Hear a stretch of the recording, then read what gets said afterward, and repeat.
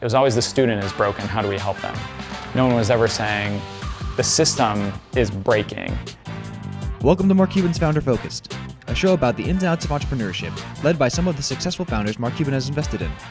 Today we're getting some tips about how to be a lifelong learner from David Blake, the founder and chairman of Degreed, a platform for businesses and individuals to learn, develop, and measure their skills. Degreed exists to help people answer for all of their ongoing education and skills. We're in this world now where you used to go to college, you would have 2, maybe 3 jobs in your lifetime. They would provide you, they would train you, they would educate you. And now we're operating in this world where knowledge is abundant. The rate of change is increasing like crazy. To maintain relevance in today's world, we just have to be lifelong learners. We have to be learning all the time.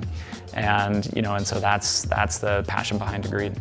Striving to be a lifelong learner seems like a simple premise on its face, but in practice, it's easier said than done. After completing your formal education, continual learning doesn't just happen by accident. It's not scheduled into your day. It becomes a conscious choice, and it's not always the easiest one. I think the other thing is about permission.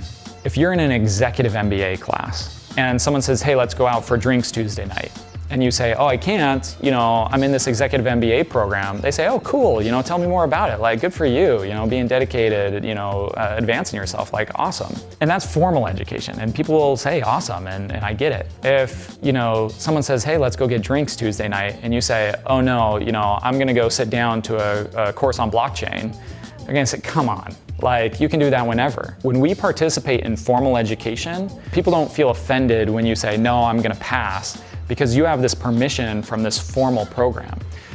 But when you own it, people take it personally. They take it differently. When you say, I'm not gonna go get drinks with you Tuesday night because I need to learn, that is you saying to them, the learning is more important than getting drinks with them. So there's just like this difference. And if we're going to be great lifelong learners, we've got to find sort of that permission that make it safe for you to be learning. Learning can come from a lot of different places in a world that's basically flooded in information, and definitely your job is a great place to learn and develop new skills. For David, working at a couple of startups early in his career gave him a number of valuable insights that he was able to draw from when he made the decision to start a company on his own. Started with, these are the things I'm passionate about, and it started with sort of the baby step of who else is working on that. It didn't even start with, I should start something. It started with who else is working on that, and was able to join a couple of great startups that gave me that exposure to what it looks like, how do you get through those curves, and getting that exposure for me, it was like my education. That's the education that I've really come to value, more so than ever the time I spent in a business, classroom. Part of what drove me to actually think I had to start a business to affect the change was watching the ecosystem. I didn't see anything in the market addressing it, and just felt like, it's going to just come down to me to begin to affect the change that I believe in.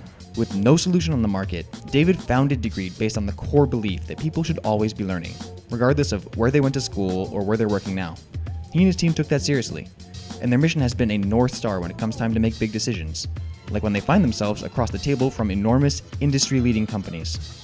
I think even we were a little bit surprised in that some of our earliest clients were the Fortune 10, 20, 50. But what I attribute it to is the fact that we really lead with our why, with our mission.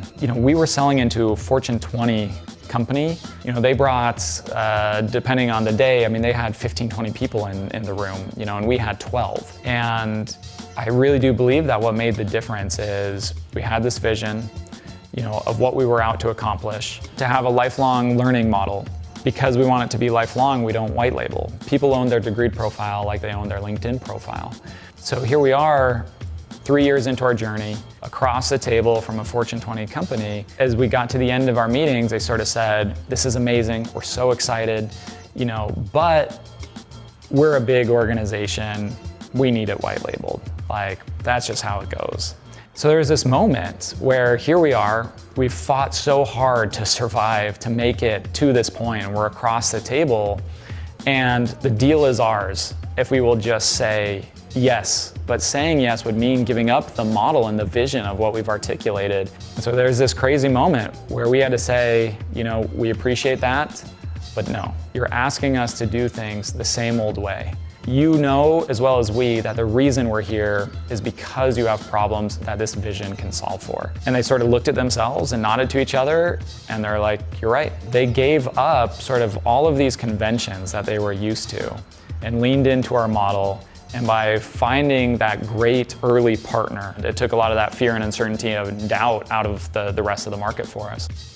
Great entrepreneurs are curious people. Great entrepreneurs are good learners. Over the long run, your ability to be a great learner is going to be one of the sustainable competitive advantages, bar none. No matter what industry, type of product, you're out there building, you've got to be great at learning. Don't forget to set a goal and create a process for your learning. It makes it much easier to give yourself that permission to set the time aside.